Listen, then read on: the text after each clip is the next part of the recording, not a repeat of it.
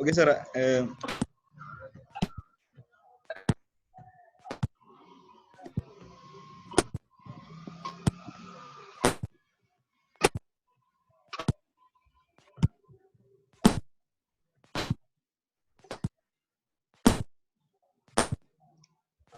അങ്ങനെയാണെങ്കിൽ നമുക്ക് തുടങ്ങാമെന്ന് വിചാരിക്കുന്നു. Good evening, everyone. We have our honorable guest, Advocate Santosh Matthew sir, with us. He is an alumni of NLSIU and have 25 years of practice in Kerala HC. Also stood as Calicut University Standing Council on HC. We are honored that we have such an experienced and humble person as our guest today. Welcome, sir, into the session. I hope we have enough participants to begin. We have almost 21 participants, sir, right now.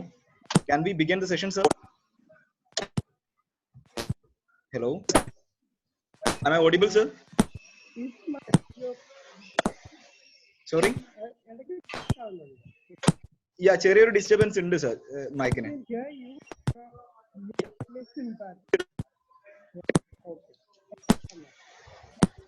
Okay, മറ്റുള്ളവർക്കും സാറിന് കേൾക്കാൻ പറ്റുമെന്ന് പ്രതീക്ഷിക്കുന്നു. എനിക്ക് കേൾക്കുന്നുണ്ട് sir, എനിക്ക് കുഴപ്പമൊന്നുമില്ല. എനിക്ക് കേൾക്കുന്നുണ്ട്, കുഴപ്പമൊന്നുമില്ല.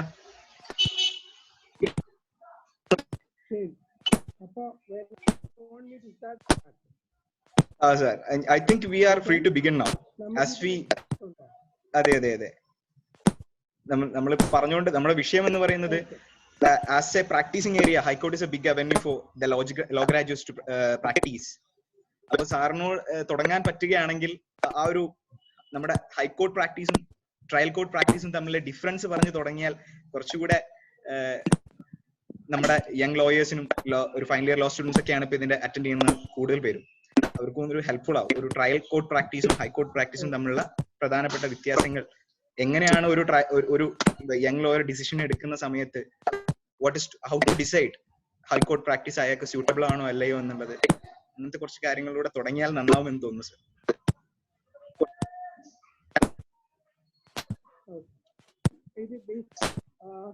Since there are students and young lawyers, and the basic structure is and give us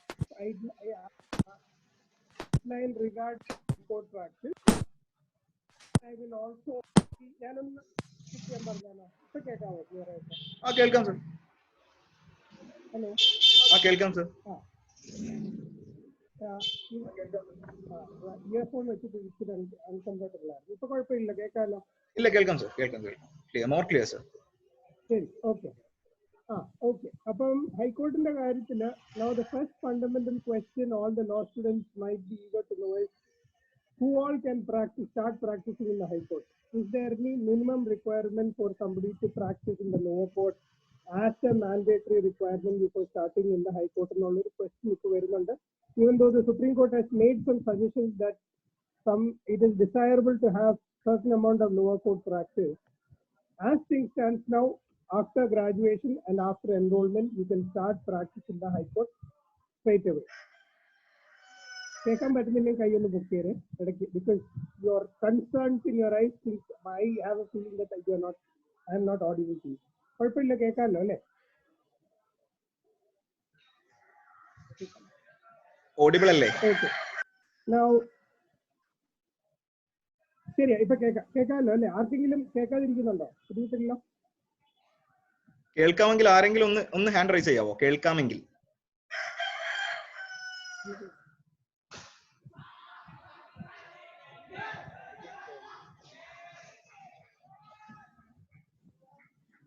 sir less audible ആണെന്നാണ് പറയുന്നത്. ഓഡിബിൾ ആണ്, ബട്ട് സൗണ്ട് കുറച്ച് കുറവാണെന്നാണ് പറയുന്നത്. ഓക്കെ ഓക്കെ, നോക്കട്ടെ. ഇപ്പൊ much better I think.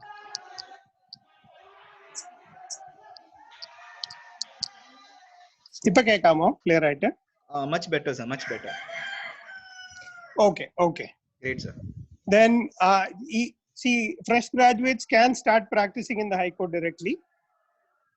The only requirement is within a period of 2 years, the bar exam has to be cleared. I am yet to find a person who has failed in a bar exam. So I think it is comparatively a easier exam and കുഴപ്പമില്ലാന്ന് തോന്നുന്നു.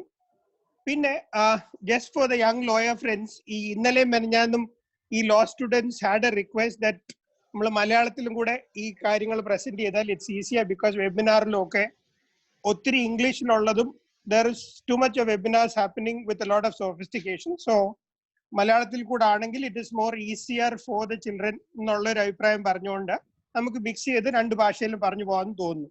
But you must remember the language of High Court is in English.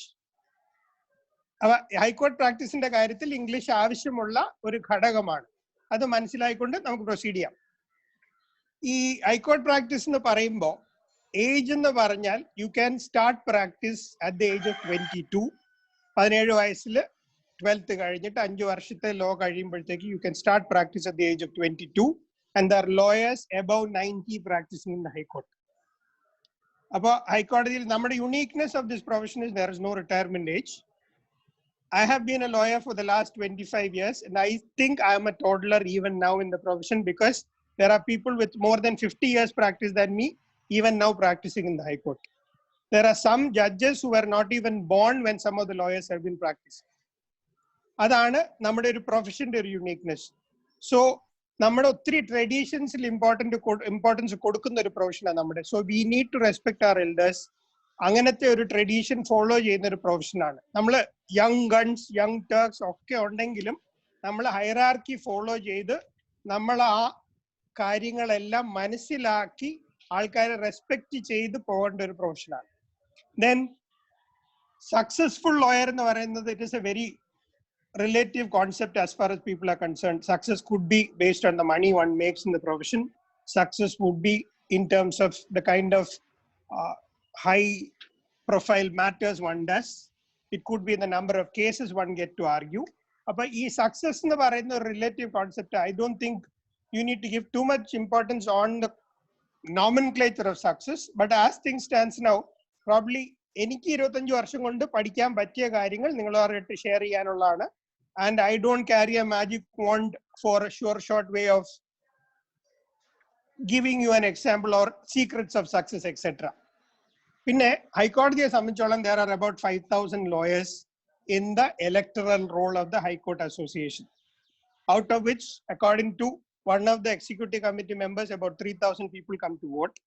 The members അല്ലാത്ത ഒരു 5,000 പേരും കൂടെ എന്ന് പറയുമ്പോൾ totally there would be about 10,000 lawyers. അതിഥി ലോയേഴ്സും ചിലപ്പോൾ കാണും ഇതിൽ ഇടയ്ക്ക് ബേസ്ഡ് ഓൺ. ഇപ്പൊ അതിഥി ഒരു നോമൻക്ലേച്ചർ ഇടയ്ക്കിടയ്ക്ക് ഉപയോഗിക്കുന്ന ഒരു കാര്യമായതുകൊണ്ട് ഇടയ്ക്കിടയ്ക്ക് വന്ന് കേസിന് വേണ്ടി വന്നിട്ട് തിരിച്ചു പോകുന്ന വക്കീലന്മാരും ഉണ്ട്. സോ റെഗുലർലി പ്രാക്ടീസ് ഹൈക്കോർട്ടിൽ ചെയ്യുന്നത് could be maximum 1,500 lawyers in the High Court.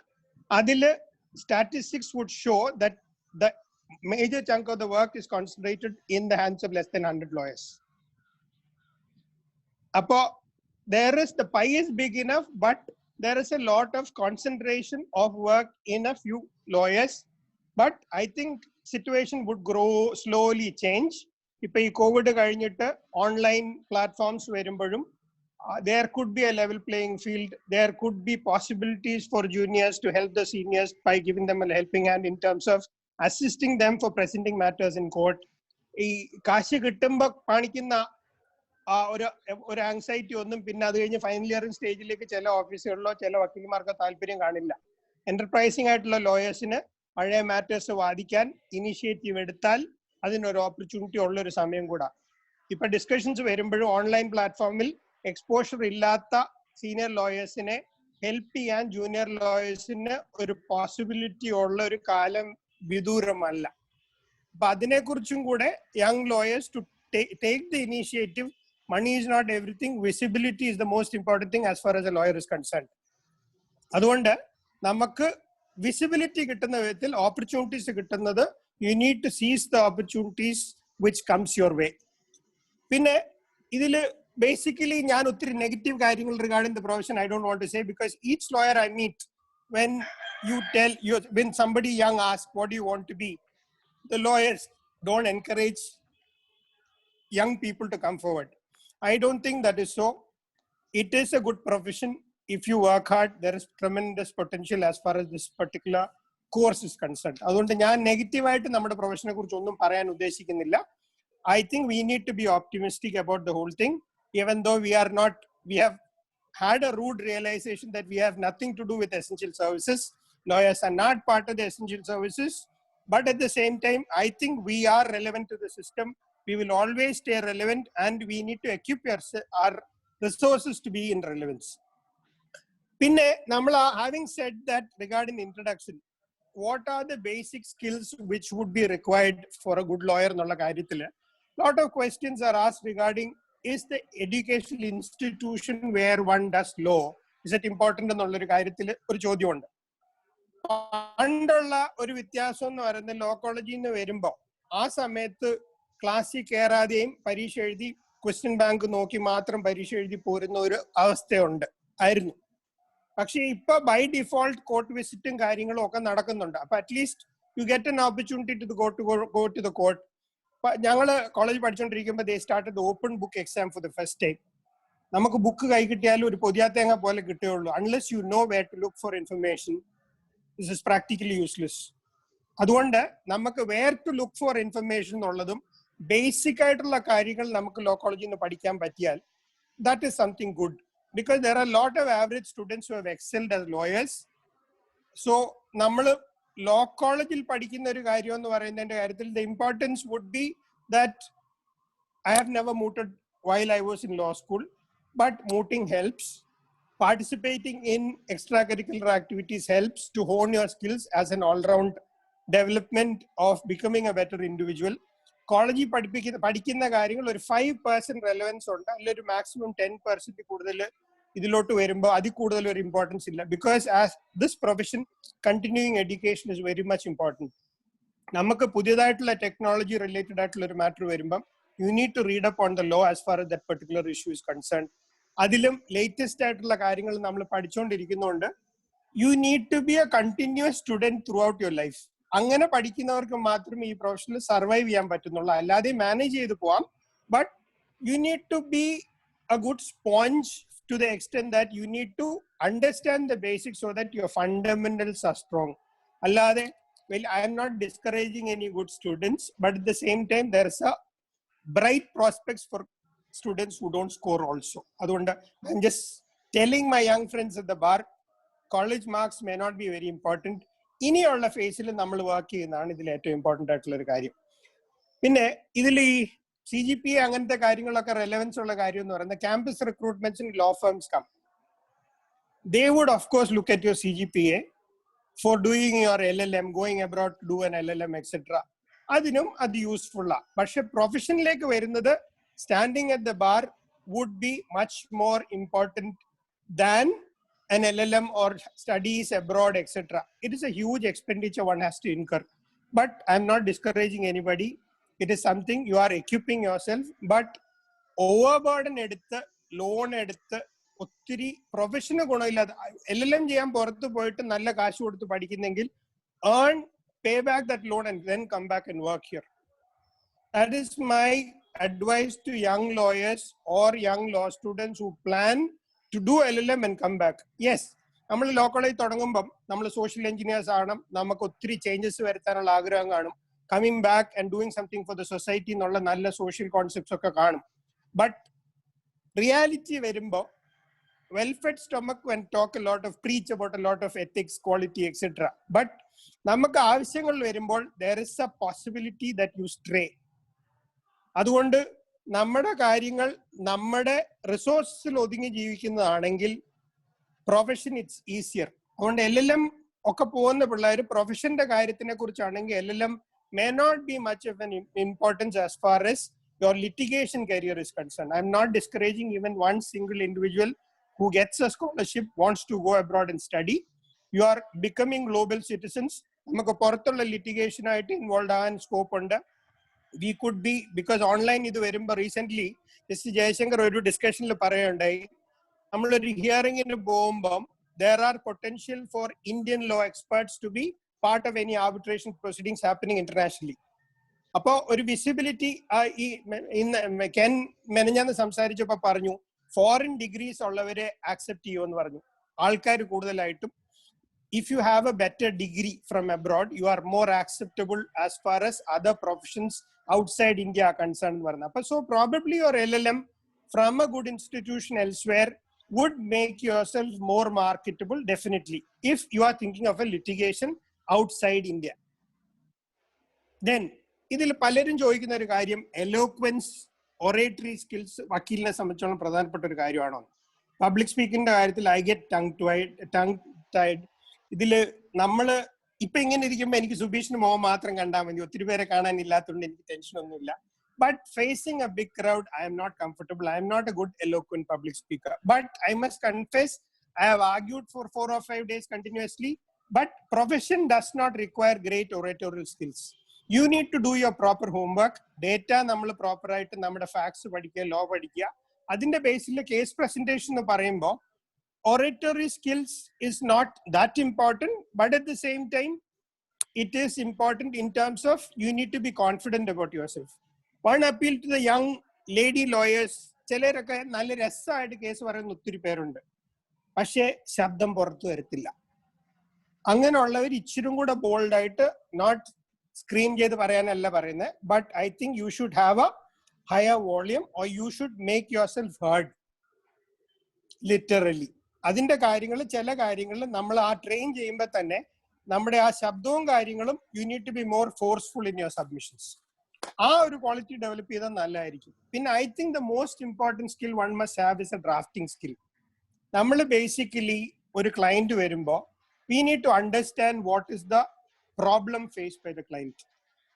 അതിനുശേഷം you need to strategize on what is the best relief he can get. അത് രണ്ടും വേണമെങ്കിൽ you need to have a strong understanding regarding the law in that regard. അപ്പൊ basically ഞാൻ ഇപ്പൊ പലപ്പോഴും നമ്മൾ കാണുന്ന ഒരു ഫ്ലോ എന്ന് പറയുന്നത്, നമ്മൾ ഫാക്സ് എഴുതി കേസ് ഫയൽ ചെയ്തതിനു ശേഷമാണ് പലരും കേസ് പഠിക്കാൻ തുടങ്ങുന്നത്. According to me, you need to be ready on day one when you file this case or draft this case regarding what is the law on that point at that point of time. അതും കൂടെ ഉണ്ടെങ്കിൽ മാത്രമേ നമ്മൾ specific ആയിട്ട്, sorry just A second,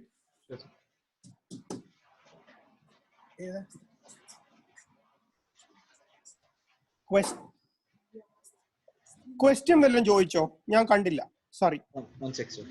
കമന്റ്സിൽ ഒന്നും ഇല്ലല്ലോ? Nothing in the comments. ഇല്ല, കുഴപ്പമില്ല. നമുക്ക് അവസാന ദിവസം സമയം കൊടുക്കാം സാർ, കുറച്ച് 10 minutes. Okay okay okay.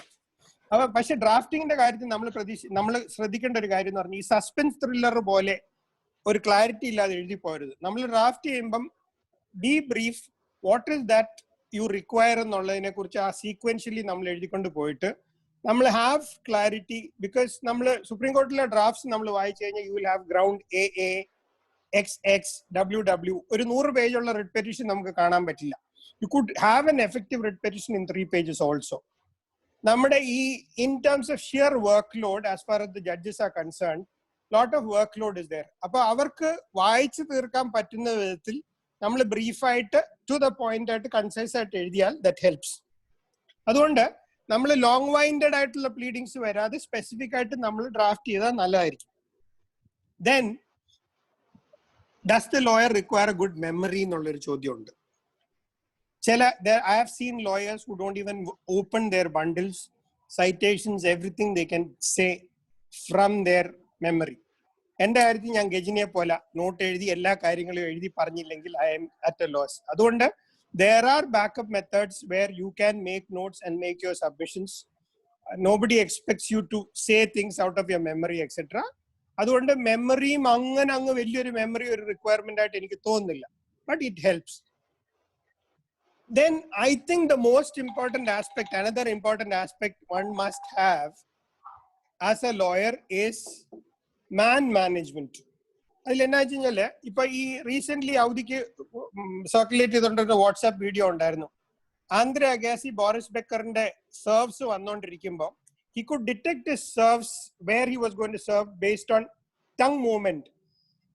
Baker എങ്ങോട്ട് സെർവ് ചെയ്യുന്നു എന്നുള്ളത് ആ ടങ് അങ്ങോട്ട് ഇരിക്കുന്നതുകൊണ്ട് he could read it. But that is something which he acquired by learning and watching Becker through various games he played, etc. So my appeal to the young lawyers in the profession is, before getting a matter or filing a matter, go and learn the judge, learn the profile of the judge. What are the things the judge likes. ചില ജഡ്ജസിന് ചില prejudices ഉണ്ട്. ചില ജഡ്ജസിന് എങ്ങനെയൊക്കെയാണ് വക്കീലന്മാർ case പറയേണ്ടതെന്ന് clause ഉണ്ട്. Because some of the kids നല്ല ഭാഷ ഉപയോഗിക്കുന്ന ഒത്തിരി പിള്ളേരുണ്ട്, നല്ല വാക്കുകൾ ഉപയോഗിക്കുന്നവരുണ്ട്. പക്ഷേ ചില ജഡ്ജസിന്റെ അടുത്ത് വലിയ ഫ്ലവറി ലാംഗ്വേജ് ഉപയോഗിക്കുന്നത് you can easily intimidate those judges. അതുകൊണ്ട് you need to be more reasonable. ഇച്ചിരും കൂടെ ഒരു പ്രാക്ടിക്കൽ ആയിട്ടുള്ള approach. Some people find pleasure in writing by using good words etcetera. പക്ഷെ ചില കാര്യങ്ങളിൽ simple pleadings is the key, which would fetch you better results. You might have a good literary future, but as a lawyer, be as simple as possible. It helps in the profession. അത് വായിക്കണ്ട എന്നുള്ളതിനെ കുറിച്ച് ഒരു excuse ഒന്നും അല്ല പറയുന്നത്. It's good to have a good command over the language. At least വേറെ പുറത്തുനിന്നൊക്കെ വക്കീൽമാർ വന്ന് വലിയ വാക്കുകളൊക്കെ ഉപയോഗിക്കുമ്പോൾ നമുക്ക് മനസ്സിലാവുമല്ലോ. So that we don't have to Google and find out what is the meaning you wanted to know. But at the same time it is better to use good words or simple words so that the judges are not intimidated. Pinne, never impose yourself on judges, because ultimately, as things stands, unless and until you get the discretion exercised in your favor by the judges, നമുക്ക് orders ഒന്നും കിട്ടാൻ പോകുന്നില്ല. അതുകൊണ്ട് നമ്മൾ ശ്രദ്ധിക്കേണ്ട ഒരു കാര്യം, നമ്മൾ ജഡ്ജസിനെ ഇന്റിമിഡേറ്റ് ചെയ്യാതെ അവിടുത്തെ രീതികൾ മനസ്സിലാക്കിക്കൊണ്ട് നമ്മൾ ചെയ്യണം. ചില ജഡ്ജസ് ഉണ്ട് റോൾ കോൾ കേസ് വിളിക്കുന്നതിനിടയ്ക്ക് കേസ് പറയാൻ ഇഷ്ടപ്പെടുന്നില്ല. അപ്പൊ അതെല്ലാം നമ്മളൊരു റൂട്ടീൻ പഠിച്ചിട്ട് വേണം നമ്മൾ ആ കേസസ് പ്രസന്റ് ചെയ്യാൻ. So studying the judge is the most important aspect as far as the young lawyer is concerned. Pinne, understanding court staff is also important. If you are not rude to the court officers, they tend to help you and guide you regarding the likes and dislikes of judges. I have had personal examples whereby I have received chits from court officers while I was arguing, keep your voice low. Judge does not like you to raise your voice. എന്ന് പറയാറുണ്ട്. അതൊക്കെ നമ്മളുമായിട്ടുള്ള relationship വെച്ച് നമ്മളോട് സഹായിക്കാൻ വേണ്ടി പറയുന്ന കാര്യങ്ങളാണ്. അതുപോലെ some of the judges don't like it when you interrupt when others are arguing. ഇങ്ങനത്തെ കാര്യങ്ങളൊക്കെ നമ്മൾ ഓവർ ദി ഇയേഴ്സ് പഠിക്കേണ്ട കാര്യങ്ങളാണ്. ട്രഡീഷണൽ ആയിട്ടുള്ള ജഡ്ജ് വക്കീലന്മാർ ഒരിക്കലും വേറൊരാള് ആർഗ്യ ചെയ്തുകൊണ്ടിരിക്കുമ്പോൾ ഇന്ററപ്റ്റ് ചെയ്യാറില്ല. സോ ബട്ട് ഇപ്പോഴത്തെ സാഹചര്യത്തിൽ ഒരു ഓവർ ആൻസൈറ്റിയുടെ ഭാഗമായിട്ട് പലരും ചെയ്യാറുണ്ട്. But it is desirable that you make notes and make your submissions when your turn comes, instead of interrupting. But as a strategy, some people use it to disrupt the thought of the other person. But by and large, it is better to respect them and not create bad blood while arguing the matter. പിന്നെ ഒരു പ്രധാനപ്പെട്ട കാര്യം എന്ന് പറയുന്നത് നമ്മുടെ ഓപ്പണൻസിനെ under estimate ചെയ്യരുത്. Because there are a lot of matters where a young lawyer comes against you.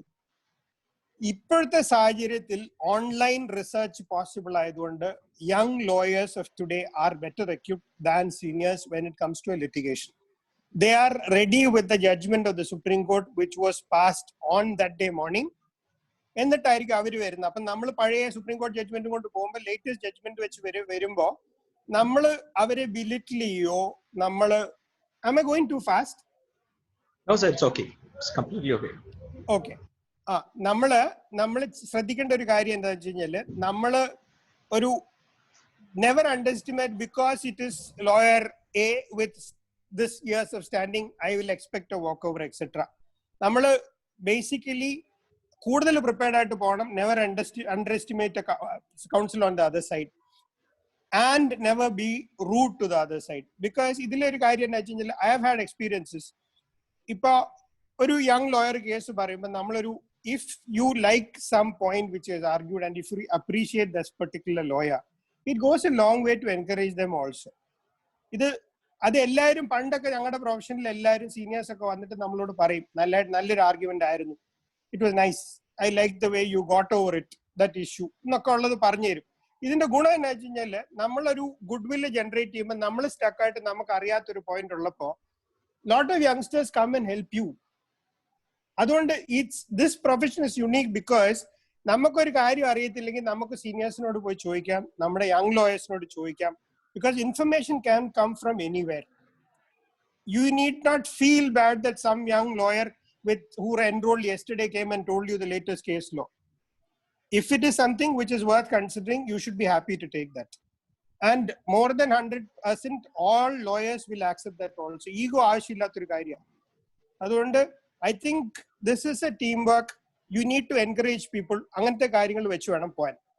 പിന്നെ ഈ ഡൂസ് ആൻഡ് ഡോൺസ് പറയുന്നതിന്റെ കാര്യത്തില് പ്രധാനപ്പെട്ട ഒരു കാര്യം എന്നാ വെച്ച് കഴിഞ്ഞാല് ചില കാര്യങ്ങൾ ഞാൻ കാണാറുണ്ട്. ചിലപ്പം when you're cornered, when the judge asks you something, നമുക്ക് അറിയാൻ പാടില്ലെങ്കിൽ അറിയത്തില്ല എന്ന് പറയുന്ന തെറ്റൊന്നുമില്ല.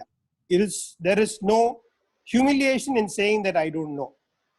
But if you lie in court, that will affect your reputation. Because നമ്മുടെ credibility ഇല്ലാത്ത ഒരാളാണെന്ന് കേട്ടാല് ഡിസ്ക്രീഷൻ എക്സസൈസ് ചെയ്യുന്ന കാര്യത്തിൽ ചില കേസിൽ എനിക്ക് ഇന്ന് ഓർഡർ കിട്ടിയില്ലെങ്കിൽ that case becomes infructuous.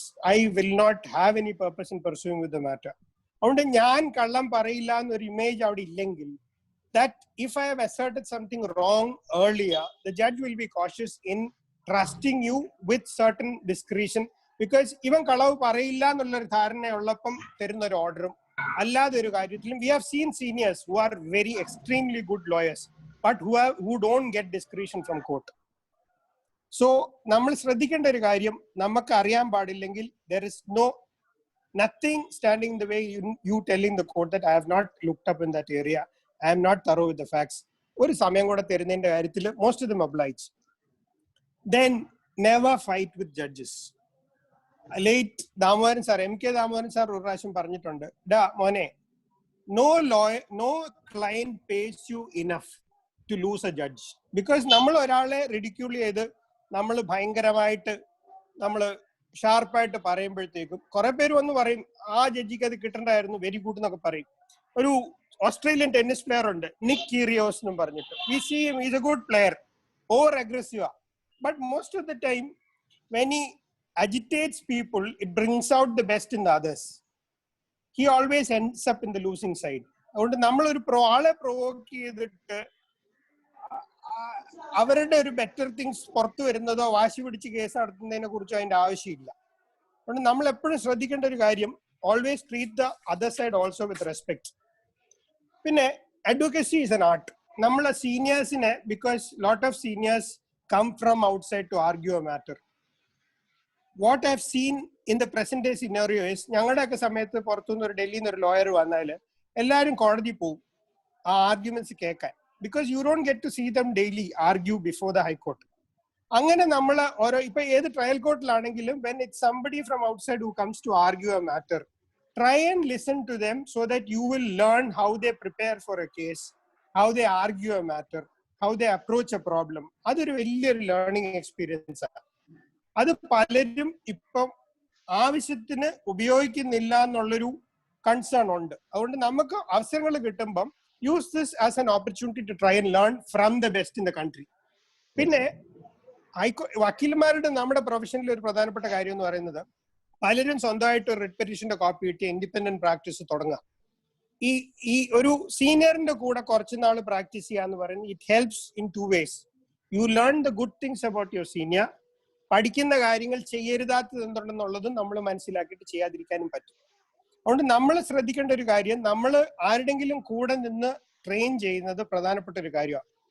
എന്നെ കുറിച്ച് ചില ജഡ്ജസ് പറഞ്ഞു കേട്ടിട്ടുണ്ട്, ഇവൻ 2 സ്കൂളിൽ പഠിച്ചിട്ടുണ്ട്, ഒന്ന് നാഷണൽ ലോ സ്കൂളിലും ഒന്ന് ദന്തവാണി സ്കൂളിലും പഠിച്ചിട്ടുണ്ടെന്ന്. I take it as a compliment, because ആ art of advocacy which I learn from my seniors are huge as far as I am concern, because they have taught me the value of hard work. They have also taught me that if something needs to be done today, you should have done it yesterday. അതുകൊണ്ട് കാരണം എന്താ വെച്ച് കഴിഞ്ഞാൽ നമുക്ക് ഒരു കാര്യം ഇന്ന് കിട്ടിയ ഇന്ന് തീർത്ത നാളെ ഒരാൾ വരുമ്പോൾ we have time to spend on them also, because piling up a work is something which can be avoided. Learn to try and do things which we can do today itself. അതുകൊണ്ട് time management നമ്മൾ പഠിക്കുന്നത്, നമ്മൾ കാര്യങ്ങൾ ചെയ്താൽ, നമ്മൾ independent ആയിട്ട് work ചെയ്യുമ്പോൾ നമുക്ക് number of cases becomes very limited.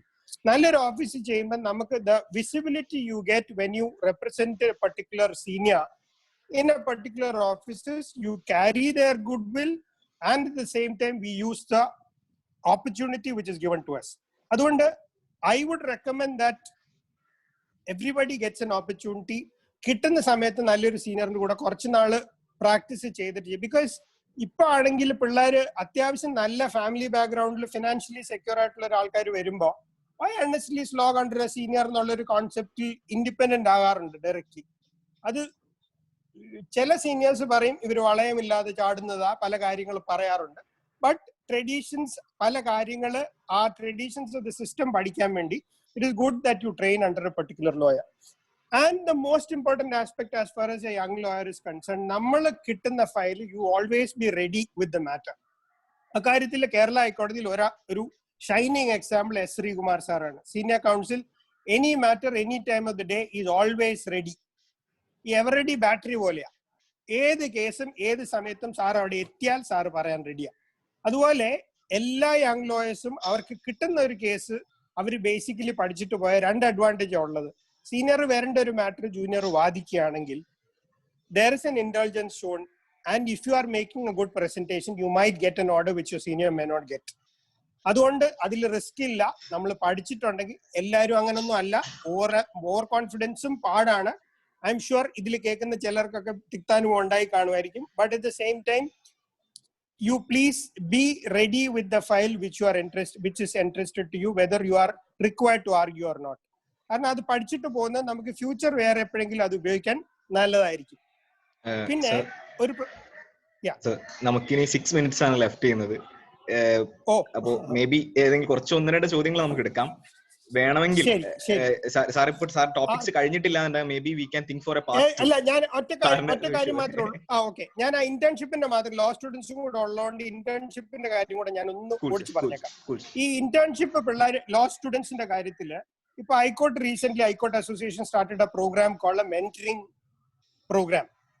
That is because ഈ സാധാരണഗതിയിൽ നല്ല ഓഫീസസിലെ സീനിയേഴ്സ് ജൂനിയേഴ്സിനെ എടുക്കുന്നത് അവർക്ക് വർക്ക് കിട്ടുമോ, അവർക്ക് ഓബ്ലിഗേഷൻ ഉള്ള ഏതെങ്കിലും ക്ലയന്റിന്റെ പിള്ളേരോ അങ്ങനെയുള്ള കാര്യങ്ങളേ ഉള്ളൂ. ഈ ഗവൺമെന്റ് ലോ കോളേജിലോ അങ്ങനെയുള്ള കോളേജസിലോ പഠിക്കുന്ന ഡിസേർവിംഗ് ആയിട്ടുള്ള ചിൽഡ്രന് അതിനുള്ള ഒരു അവസരം കിട്ടാതെ പോകുന്നുണ്ട്. അതുകൊണ്ട് ഹൈക്കോടതിയിൽ ഓരോരുത്തരുടെ സോഷ്യൽ ഓബ്ലിഗേഷന്റെ ഭാഗമായിട്ട് ഒരു ഇന്റേൺഷിപ്പ് പ്രോഗ്രാം, ഒരു മെന്റർഷിപ്പ് പ്രോഗ്രാം തുടങ്ങണമെന്നുള്ള ഒരു ഉദ്ദേശം അവിടെ പറഞ്ഞിട്ടുണ്ട്. എറണാകുളം ലോ കോളേജിലെ കുറച്ച് ടീച്ചേഴ്സുമായിട്ടൊരു ഡിസ്കഷൻ വന്നു. I think that is something which colleges and the students can develop as far as the mentoring program is concerned, so that they get more visibility. ഇനിയും വേറെ എന്തെങ്കിലും കാര്യങ്ങൾ വേണമെങ്കിൽ ചോദ്യം ചോദിച്ചാൽ I will be more than happy to answer on that. Okay. എന്തെങ്കിലും തരത്തിലുള്ള ചോദ്യമുണ്ട് എന്നുണ്ടെങ്കിൽ ഒന്ന് കമന്റ് ബോക്സിൽ പോസ്റ്റ് ചെയ്യുക. ഞാൻ അവരെ മ്യൂട്ട് ചെയ്യാം, അൺമ്യൂട്ട് ചെയ്യാം. നമുക്കൊരു 2 or 3 ക്വസ്റ്റ്യൻസ് എടുക്കാൻ പറ്റുള്ളൂ. ഓക്കെ സാർ, പറയൂ സാർ. ഒരു ക്വസ്റ്റ്യൻ ഞാൻ കണ്ടു, whether trial court experience is required for the purpose of high court എന്നുള്ളത്. എക്സ്പീരിയൻസ്, യെസ്, ട്രയൽ കോർട്ട് ഞാൻ പറഞ്ഞ ചോദ്യത്തിൽ ഉണ്ടായിരുന്നു. രണ്ട് കാര്യങ്ങൾ അതിൽ ഇമ്പോർട്ടന്റ് ആയിട്ടുള്ള കാര്യം. ഈ സിവിൽ ഏരിയ ഓഫ് ലിറ്റിഗേഷനും ക്രിമിനൽ ലോ പ്രാക്ടീസ് ചെയ്യുന്ന ആൾക്കാർക്ക് ട്രയൽ എക്സ്പീരിയൻസ് ഉണ്ടെങ്കിൽ തീർച്ചയായിട്ടും അത് യൂസ്ഫുൾ ആണ്. കാരണം നമ്മൾ അപ്പീൽ റെഡിയാക്കുമ്പോഴും അപ്പീൽ വാദിക്കുമ്പോഴും നമുക്ക് ട്രയൽ കോർട്ട് എക്സ്പീരിയൻസ് ഉണ്ടെങ്കിൽ you will be in a better position to understand and appreciate. Writ proceedings പോലെയല്ല, if you are planning to do civil litigation and criminal law, trial court experience is very much useful. Because daily move ചെയ്യുമ്പോഴും അങ്ങനത്തെ കാര്യങ്ങളിലും എല്ലാം what is the experience എന്നുള്ളത് മനസ്സിലാക്കിയാൽ നല്ലതാണ്. Sir, അതേപോലെ തന്നെ ഈ 2 കോർട്ടിലും ട്രയൽ കോർട്ടിലും ഹൈക്കോർട്ടിലും ഒരുമിച്ച് പ്രാക്ടീസ് ചെയ്യണമെന്ന് വിചാരിക്കുന്നവർക്ക് സാർ പറയാനുള്ള ഒരു അഡ്വൈസ് എന്താണ്? ഇതില് നമ്മളൊരു കാര്യം മനസ്സിലാക്കേണ്ടതെന്ന് വെച്ച് കഴിഞ്ഞാൽ, പഴയ പോലെ നമ്മുടെ ടൈം നമ്മൾ കോടതിയിൽ എത്താൻ പറ്റുന്നില്ലെങ്കിൽ കേസസ് എടുക്കരുത്. If you have the infrastructure to manage both the work effectively, you should take it. Otherwise don't take more than you don't bite more than you can chew. നമുക്ക് ഇപ്പൊ 2 കോടതിയിൽ മാനേജ് ചെയ്യാൻ പറ്റുന്ന വിധത്തിൽ വർക്ക് മാനേജ് ചെയ്യാൻ പറ്റുമെങ്കിൽ definitely go ahead and do it. നമ്മൾ junior Mandrake പോലെ 2 വരാൻ പറ്റാത്ത അവസ്ഥ ആയതുകൊണ്ട് നമുക്ക് 2 എഫക്റ്റീവ്ലി മാനേജ് ചെയ്യാൻ പറ്റുന്നില്ലെങ്കിൽ it doesn't make sense. Otherwise ഇപ്പൊ പലരും ചെയ്യുന്ന കാര്യം, have a team buildup whereby you can coexist with somebody equally efficient handling lower court matters and keep it aside for you to come and argue. അല്ലെങ്കിൽ work management proper ആയിട്ട് നടത്തിയിട്ടില്ലെങ്കിൽ it will be harmful. അത് manage ചെയ്ത് പോകുന്ന പല വക്കീലന്മാരുണ്ട്, effectively പോകുന്നവരുണ്ട്. Okay, സാറിന്റെ ഡെയിലി റൂട്ടീൻസിനെ കുറിച്ച് ഒരു ചോദ്യം വന്നിട്ടുണ്ട്. I hope you seen that. കണ്ടില്ല, എന്തായിരുന്നു സാറിന്റെ ഡെയിലി റൂട്ടീൻസ് എങ്ങനെയാണ് എന്ന് പറയണമെന്നാണ് പറയുന്നത്. ആസ് എ ലോയർ സാറിന്റെ ഡെയിലി റൂട്ടീൻസ് എങ്ങനെയാണ് എന്നുള്ളതാണ് ചോദ്യം. നേരത്തെ ഞാൻ വീട്ടിൽ പോകുന്നത് ഒത്തിരി വക്കീലന്മാർക്ക് ഒരു മിസ്റ്ററി ആയിരിക്കും, അതുകൊണ്ടായിരിക്കും പറയുന്നത് തോന്നുന്നു. maybe.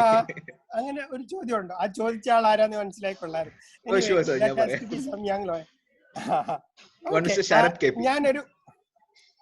ഞാൻ പറയുന്ന കാര്യം I start my day early because I prefer to plan ahead what is to be done എന്നുള്ളതിന്റെ കാര്യങ്ങളെ കുറിച്ച്. I am in office by about 7:45-8. It helps because ഇതിൽ നമ്മൾ നേരത്തെ ആണെങ്കിൽ ഇച്ചിരി കൂടെ ഫ്രഷ് ആയിട്ട് ക്ലയൻസ് വിളിക്കാത്ത സമയത്ത് നമ്മൾ വർക്ക് ചെയ്യുമ്പം നമുക്ക് ശല്യം ഇല്ലാതെ വർക്ക് ചെയ്യാൻ ഇച്ചിരി കൂടെ എളുപ്പമുണ്ട്. And I don't sit late in the office. Usually പണി തീർത്തിട്ട് പോകുന്ന കൂട്ടത്തില്ല. അത് വെറുതെ ആവശ്യം ഉണ്ടെങ്കിൽ ഇരിക്കാം. My juniors are also in this group listening to me. അവർക്ക് പണി ഉള്ളതുകൊണ്ട് അവർ ഇരിക്കാറുണ്ട്. But time management is something which you need to master over the years. You need to spend time with family. You need to prioritize what you want in life. Profession is not the only thing. Okay, sir. I think we are out of time. We need 1 minute left ചെയ്യുന്നുള്ളൂ sir. ഇനി സാറിന് കൂടുതലൊന്നും പറയാനില്ലെങ്കിൽ like നമുക്ക് wind up ചെയ്യാം. അല്ലാന്നുണ്ടെങ്കിൽ may be ഇവർക്ക് ഇനിയും കൂടുതൽ ചോദ്യങ്ങളൊക്കെ ഉണ്ടെന്നുണ്ടെങ്കിൽ we can go for a part 2 സാറിനൂടെ ശല്യം ആക്കിയില്ലെങ്കിൽ ഐ ഡോണ്ട് മൈൻഡ്. ഇതിപ്പോ സോമൻ പറഞ്ഞ പോലെ ഒന്ന് ഉറക്കെ പറഞ്ഞിരുന്നെങ്കിൽ ഞാൻ ചെയ്യത്തില്ലായിരുന്നു ആദ്യമേ. Anyway, but I am happy that I am part of this, and for whatever it is worth, if somebody wants me to have a second session, I don't mind. It's always a pleasure. Oh, sure. Thank you, sir. Thank you so much for this section.